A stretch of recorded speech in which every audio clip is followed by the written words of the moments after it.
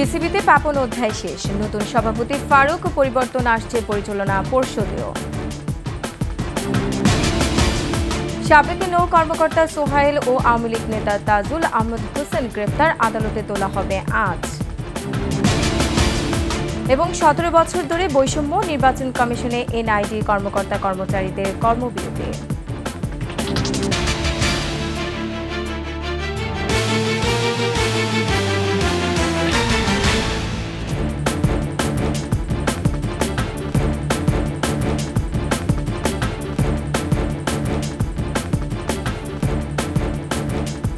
শুনছিলেন first security ইসলামী bank PLC সংবাদ শিরোনাম। আমন্ত্রণ 21 সংবাদের সাথে আছে আমি রোমান আমিন। দর্শক, 21 টেলিভিশনের সংবাদ একই সাথে সরাসরি দেখতে পাবেন আমাদের ফেসবুক পেজ www.facebook.com/124 অনলাইনে। এছাড়া সাবস্ক্রাইব করতে পারবেন www.youtube.com/21TV চ্যানেলে। 12 বছর পর বাংলাদেশ ক্রিকেট বোর্ডের আকাশ থেকে সরে গেল পাপন নামক কালো মেঘ। এক যুগেরও বেশি সময় পর পদত্যাগ করলেন নাজমুল হাসান পাপন। নতুন সভাপতি হয়েছেন সাবেক অধিনায়ক ও পরিচালক ফারুক আহমেদ। যুব ও ক্রীড়া মন্ত্রণালয় বিসিবির জরুরি বোর্ড মিটিংয়ে এসব সিদ্ধান্ত নেওয়া হয়। আকাশুজ্জামানের রিপোর্ট।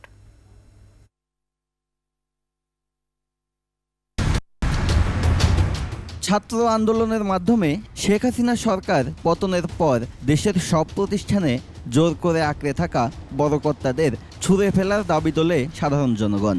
এর ব্যতিক্রম হয়নি বাংলাদেশ ক্রিকেট বোর্ডেও। সাবেক রাষ্ট্রপতি জিল্লুর রহমানের ছেলে ও কিশোরগঞ্জ 6 আসনের সাবেক এমপি বিসিবি সভাপতি নাজমুল হাসান পাপনের পদত্যাগের দাবিতেও হয়েছে মানববন্ধন। বেশ কদিন ধরেই শোনা যাচ্ছিল পদত্যাগ করার ব্যাপারে সিদ্ধান্ত নিয়েছেন পাপন।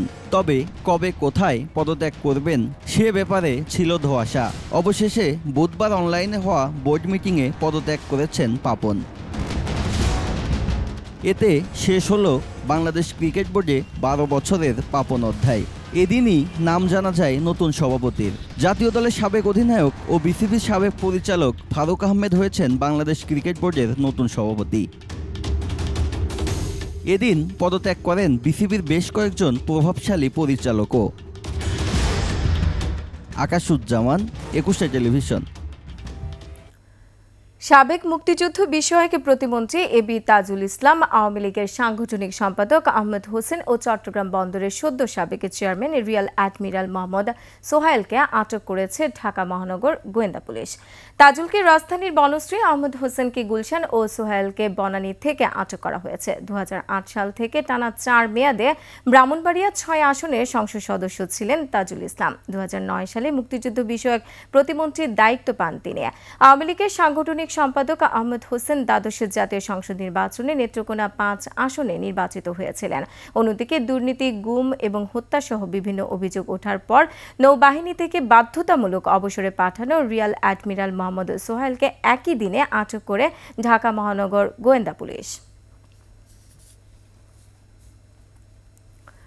সুপ্রিম কোর্টের সাবেক বিচারপতি AHM শামসুদ্দিন চৌধুরী মানিকের অনিয়ম দুর্নীতির বিষয়ে অনুসন্ধানে দুদকে আবেদন করেছেন সুপ্রিম কোর্টের আইনজীবী মোহাম্মদ সাজ্জাদ হোসেন। আবেদনে বলা হয়, বিচারপতি শামসুদ্দিন চৌধুরী মানিক মেয়াদ শেষ হওয়ার পরও সরকারি বাড়ির ভাড়া এবং পরিষেবা বিল পরিশোধ না করে রাষ্ট্রীয় কোষাগারের অর্থ আত্মসাৎ করেছেন, যা সুস্পষ্ট দুর্নীতি। দুদক আইনে 2004-এর 17 ধারা অনুসারে এ ধরনের দুর্নীতি ও অনিয়ম অনুসন্ধান করতে পারে।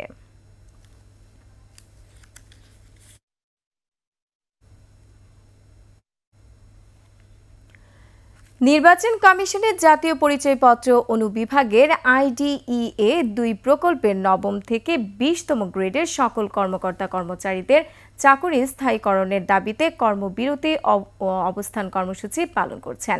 রাজস্ব খাতে না নেওয়া পর্যন্ত আন্দোলন চালিয়ে যাওয়ার আলটিমেটাম দিয়েছেন তারা। মানিক শিকদারের রিপোর্টে বিস্তারিত। এবার 17 বছরের বৈষম্যের চিত্র তুলে ধরে চাকরি স্থায়ীকরণের দাবিতে সকাল থেকে নির্বাচন কমিশন কার্যালয়ের সামনে এক দফা দাবিতে আন্দোলনে নেমেছেন জাতীয় পরিচয়পত্র অনুবিভাগের কর্মকর্তা ও কর্মচারীরা। আমাদের এক দফা এক দাবি মেনে নেন, আর না হলে আমরা কঠিন থেকে কঠিনতর অবস্থানে যেতে বাধ্য হব। সকাল 8:30 থেকে কর্মসূচি শুরু হয়। এর আগে মঙ্গলবার রাতে অনির্দিষ্টকালের জন্য কর্মবিরতির ঘোষণা দেয় এনআইডির এই কর্মকর্তা কর্মচারীরা। এ সময় তারা নানা বৈষম্যের কথা তুলে ধরেন। বলেন 17 বছর ধরে তারা কোনো বোনাস পাননি, বাড়েনি বেতনও। আমাদের আইডিয়া দ্বিতীয় পর্যায় প্রকল্পের সকল জনবলকে রাজস্বকরণ করতে হবে। এখন চাকরি যদি চলে যায় কি করবে? বৈষম্য বিরোধী আন্দোলনের সাফল্যের পর সবাই স্বাধীনভাবে দাবি উত্থাপন করতে পারছে উল্লেখ করে মানবিক কারণে তাদের দাবি মেনে নেয়ার আহ্বান জানান তারা। কোনো কথা বললেই শোকেস এবং চাকরি নাই। এখন একটা মানুষ জীবিকার তাগিদে চাকরি নাই শুনলে তেমনিতেই ভয় পায়। এই অন্তর্বর্তী সরকার বৈষম্য বিরোধী সরকার, তো আমরা আশা করছি আমরাও কোনো বৈষম্যের মধ্যে থাকবো না। দাবির বিষয়ে আন্দোলনকারীরা জানান এনআইডি কার্যক্রম স্বরাষ্ট্র মন্ত্রণালয়ে নেওয়ার সিদ্ধান্ত বাতিল করে নির্বাচন কমিশনের অধীনেই রাখতে হবে। আমাদের প্রতিটা প্রকল্পের মেয়াদ 5 বছর শেষ হওয়ার পর নতুনভাবে অন্তর্ভুক্তিতে আবারও আমরা পরীক্ষা দিছি। এক চাকরিতে কয়বার আমাদের পরীক্ষা লাগে? তো আমাদেরকে তাহলে কেন আউটসোর্সিং করা হলো? কার সুবিধা দেওয়ার জন্য আমাদেরকে আউটসোর্সিং করা হলো? এছাড়া প্রকল্পের সব আউটসোর্সিং কর্মকর্তাদের চাকরি রাজস্বে স্থানান্তর করতে হবে। বর্তমানে আইইডিএ প্রজেক্টে 2261 জন লোকবল রয়েছে। এদের মাধ্যমেই এনআইডির যাবতীয় কাজ সম্পন্ন করে নির্বাচন কমিশন। মানিক শিকদার, 21 টেলিভিশন, ঢাকা। সিটি এসবির ক্লিয়ারেন্স না পাওয়ায় হযরত শাহজালাল আন্তর্জাতিক বিমানবন্দরে আটকে দেওয়া হয়েছে 71 টেলিভিশনের সাবেক প্রধান বার্তা সম্পাদক শাকিল আহমেদ ও প্রধান প্রতিবেদক ফারজানা রূপাকে। রূপা শাকিল দম্পতি তাদের মেয়ে সহ ফ্রান্স পাড়ি দেওয়ার উদ্দেশ্যে বিমানবন্দরে যান। টার্কিশ এয়ারলাইন্সের ফ্লাইটে প্রথমে ইস্তাম্বুল, পরে প্যারিসে যাবার কথা ছিল তাদের। ইমিগ্রেশন পুলিশে এই দুই সাংবাদিককে বিদেশে যাওয়ার অনুমতি দেয়নি। পরে গোয়েন্দা সংস্থার কাছে এই সাংবাদিক দম্পতিকে হস্তান্তর করা হয়। 71 টেলিভিশনের যাত্রালগ্ন থেকেই তারা দুজন এই গণমাধ্যমে সাংবাদিকতা করছিলেন।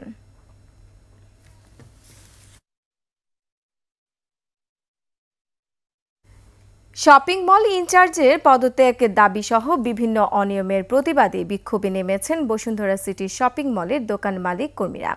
রাজধানী পান্থপথ সিগন্যাল থেকে করণবাজারের সার্ক ফোয়ারা মোড় পর্যন্ত পুরো সড়ক অবরোধ করে বিক্ষোভ করেন তারা। বিস্তারিত জানাচ্ছেন প্রণব চক্রবর্তী।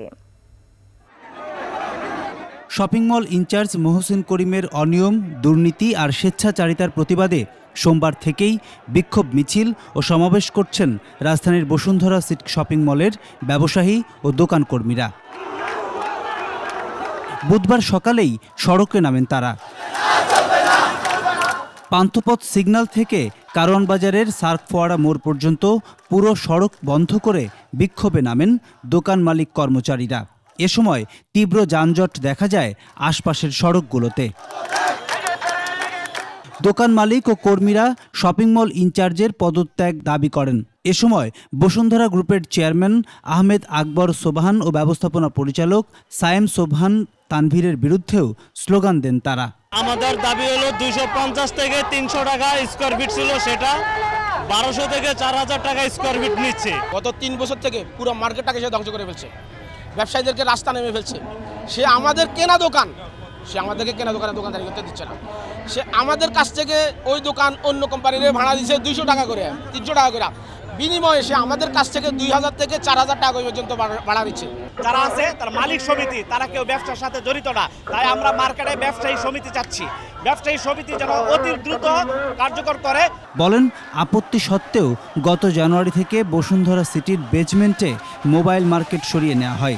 মার্কেট ইনচার্জ মহসিন করিমের কাছে কোনো সমস্যার কথা বললেই তিনি দোকান বন্ধ করে দেওয়ার হুমকি দিতেন। আগে যে ইনচার্জ ছিল সে অনেক ভালো লোক ছিল, এখন যে ইনচার্জ ছিল তার সাথে তো কথা বলাই যায় না। আমাদের যে উপরের দোকান ছিল 6 তলায় মোবাইলের দোকানগুলো, আমাদের সব বেসমেন্ট 1, 2 যেখানে গাড়ি পার্কিং করা হয় আমাদের এইখানে নিয়ে আসছে। মার্কেট কখন খুলবে এটা অনির্দিষ্টকালের জন্য আমাদের আন্দোলন চলবে।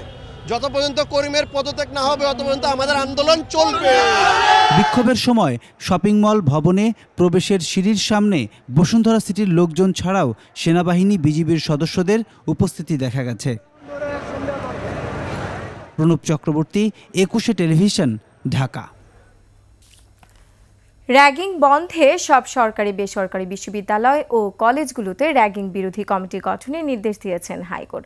সরকারি বেসরকারি প্রতিষ্ঠানে 7 দিনের মধ্যে কমিটি গঠন করে প্রতিবেদন দেওয়ার আদেশ দেন আদালত। কেউ র্যাগিং বা বুলিং করলে তাৎক্ষণিকভাবে ব্যবস্থা নেওয়ারও নির্দেশ দেয় হাইকোর্ট। আজ বিচারপতি নাইমা হায়দারের নেতৃত্বে দ্বৈত বেঞ্চ রুল নিষ্পত্তি করে এ আদেশ দেন।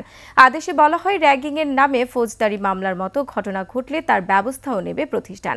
আবরার হত্যাকাণ্ডের পর বুলিং র্যাগিং বন্ধে আদালতে রিট করা হয়। পরে রুল জারি করেন আদালত। বুধবার রুলে নিষ্পত্তি করে রায় দেন আদালত।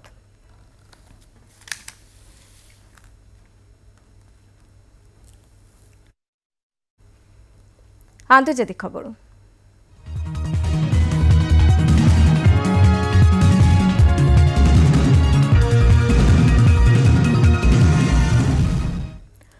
বৈষম্য বিরোধী ছাত্র আন্দোলনে ব্যাপক সহিংসতা ও হতাহতের ঘটনায় জড়িতদের বিচার চায় জাতিসংঘ। একই সঙ্গে মানবিক ও রাজনৈতিক অধিকার লঙ্ঘনকারীদেরও জবাবদিহির মুখোমুখি করার আহ্বান জানিয়েছে। প্রেস ব্রিফিংয়ে সাংবাদিকদের প্রশ্নের জবাবে জাতিসংঘ মহাসচিবের মুখপাত্র স্টিফেন ডুজারিক বলেন, বাংলাদেশের শিক্ষার্থী আন্দোলনের শুরু থেকে সহিংসতার ঘটনায় জবাবদিহির কথা বলে আসছে জাতিসংঘ। ব্রিফিংয়ে অন্তর্বর্তী সরকারের প্রধান ডক্টর মোহাম্মদ ইউনূসকে জাতিসংঘ মহাসচিবের দেয়া চিঠির বিষয় তুলে ধরেন। এতে বাংলাদেশের শান্তি ফেরানো ও সংসদ নির্বাচন আয়োজনের প্রচেষ্টাকে স্বাগত জানানো হয়।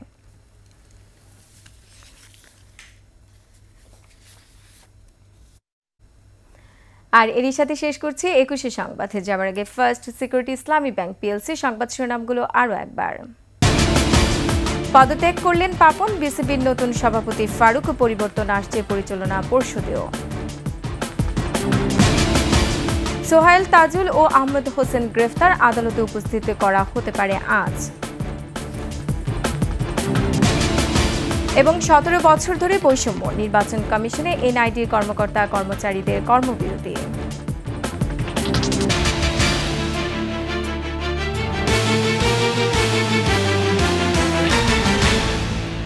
দর্শক, সর্বশেষ সংবাদ জানতে ডায়াল করুন 2021 নম্বর আর ভিজিট করুন 21-tv.com এই ওয়েবসাইটে। এছাড়া ফেসবুকে ভিজিট করতে পারেন www.facebook.com/2124 অনলাইনে।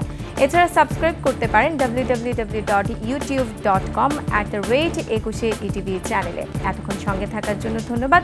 পরবর্তী সংবাদে বিকাল 4টা 55 মিনিটে দেখার আমন্ত্রণ রইল। 21-এর সাথেই থাকুন।